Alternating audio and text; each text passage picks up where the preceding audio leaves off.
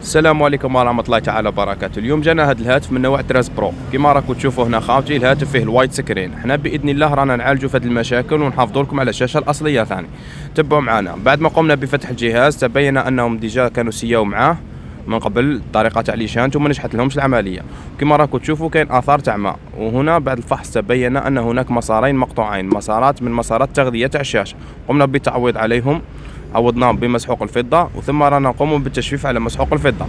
وكما راكم تشوفوا خاوتي هنا خاوتي نجحت لنا العملية ورجعت الشاشة للعمل بشكل طبيعي، وحافظنا على الشاشة الأصلية وحافظنا ثاني على سعر التكلفة. ومرحبا بإخوتي، محلنا متواجد في وهران بلاطو، ومرحبا بالجميع وشكرا.